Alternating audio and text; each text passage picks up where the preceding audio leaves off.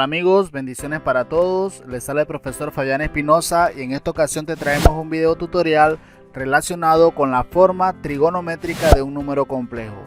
Este sería nuestro cuarto video tutorial referente a este tema, así que si no has visto los videos anteriores te invito a que lo hagas.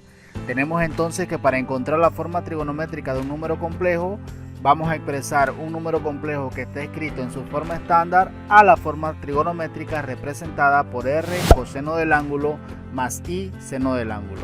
Ahora procedemos con nuestro primer ejemplo tutorial. Tenemos entonces que expresar el número complejo 1 sobre raíz de 2 menos 1 sobre raíz de 2i en su forma trigonométrica. Lo primero que vamos a hacer es hacer la representación gráfica de este número complejo. Ok, aquí tenemos nuestro plano cartesiano, tenemos nuestro eje horizontal que recibe el nombre de eje real, tenemos nuestro eje vertical que recibe el nombre de eje imaginario y tenemos nuestro número complejo que está formado por 1 sobre raíz de 2 menos 1 sobre raíz de 2 por i. Recordemos que este número complejo lo puedo expresar como un par ordenado cuya componente de x es 1 sobre raíz de 2 y la componente de y es menos 1 sobre raíz de 2. Entonces vamos a ubicar la componente real dentro de ese plano cartesiano. Como observamos, la componente real es positiva, quiere decir que va hacia la derecha. En este caso 1 sobre raíz de 2 es proporcional a 0.7. Entonces ubicamos ese valor, ahí está 0.7. Y ahora vamos a ubicar la componente imaginaria, como observamos negativo, por lo tanto va hacia abajo del eje vertical. En este caso 1 sobre raíz de 2 que es proporcional a 0.7. La ubicamos. Luego de esto entonces ya hemos ubicado tanto la componente real como la componente imaginaria. Ahora trazamos nuestra componente vertical, nuestra componente horizontal y la intersección de esas dos componentes es el punto que quiero graficar. Ahora procedemos a dibujar el vector. Recordemos que para dibujar el vector partimos del origen del plano cartesiano y dibujamos el vector entonces hacia el punto. Entonces ahí tenemos nuestro triángulo rectángulo y formamos lo que es el respectivo ángulo, que es el ángulo en rojo que aparece allí.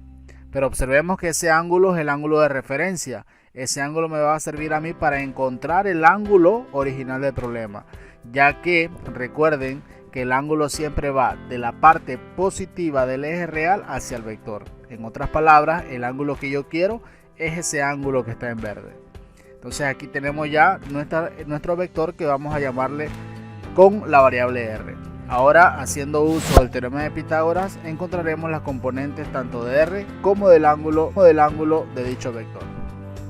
Ok, aquí tenemos nuestra gráfica y como observamos, nuestro vector se encuentra ubicado en el cuarto cuadrante.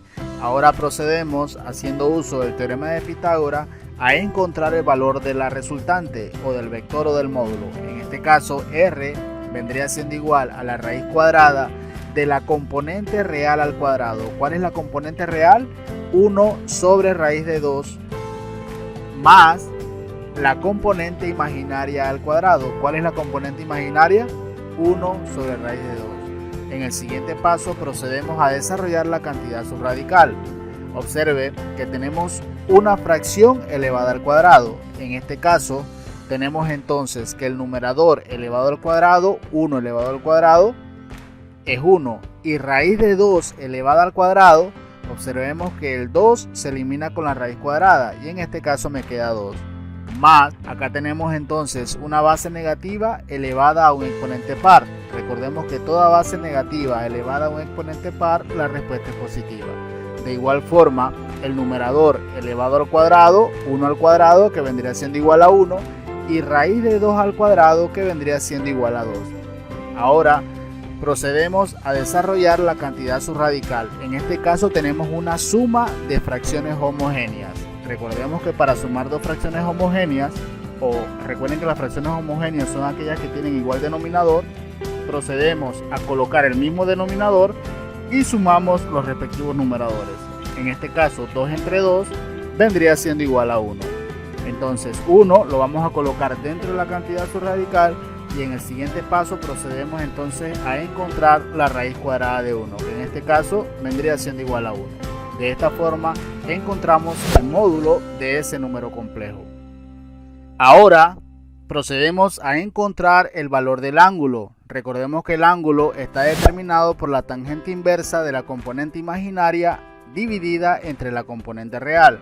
Observemos entonces que el ángulo es igual a la tangente inversa de la componente imaginaria. ¿Cuál es la componente imaginaria? Menos 1 sobre raíz de 2. Todo eso lo dividimos entre la componente real, que está determinada por 1 sobre raíz de 2.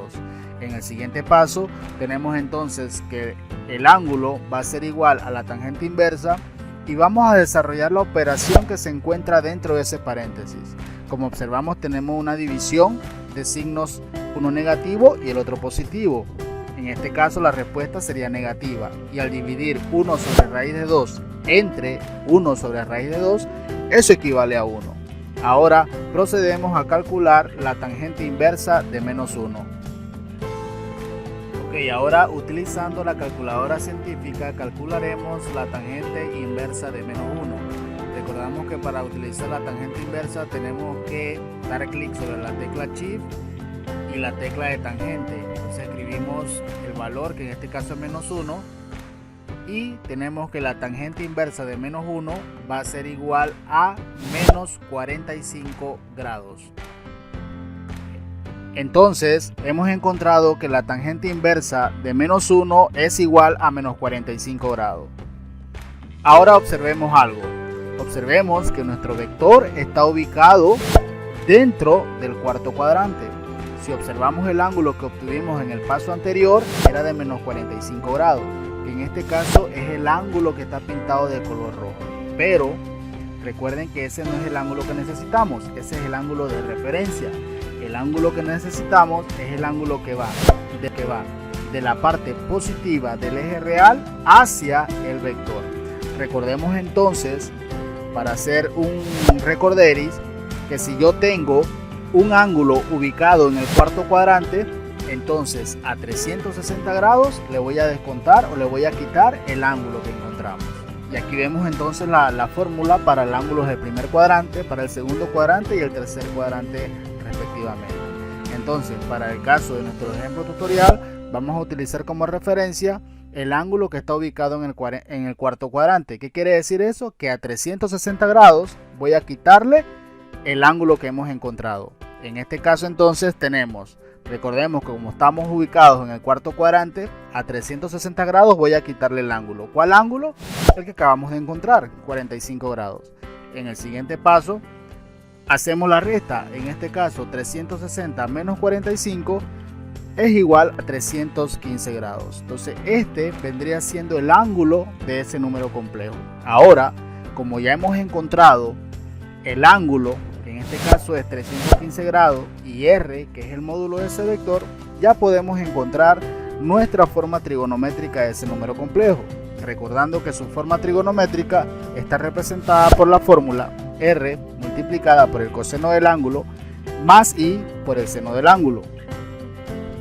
Luego, en el siguiente paso, reemplazamos los valores de R y del ángulo dentro de la forma trigonométrica. En este caso, R, que equivale a 1, multiplicada por ¿quién? Por el coseno del ángulo. ¿Cuánto vale el ángulo? 315 grados. Más I por el seno del ángulo. Recordemos que el ángulo equivale a 315 grados. En el siguiente paso entonces tenemos que el número complejo 1 sobre raíz de 2 menos 1 sobre raíz de 2i va a ser igual a 1 multiplicado por cis de 315 grados. Recordemos que cis equivale a coseno del ángulo más i seno del ángulo. Luego esto va a ser igual a cis de 315 grados. Entonces de esta forma hemos encontrado la forma trigonométrica de ese número complejo. Bueno amigos, espero que les haya gustado la clase. Los invito a que se suscriban, compartan y le den like al video. Recuerden que si tienen cualquier duda me la pueden hacer llegar a mis redes sociales o a mi página web, que en la brevedad del tiempo les haré responder. Estuvo con ustedes el profesor Fabián Espinosa. Será hasta la próxima.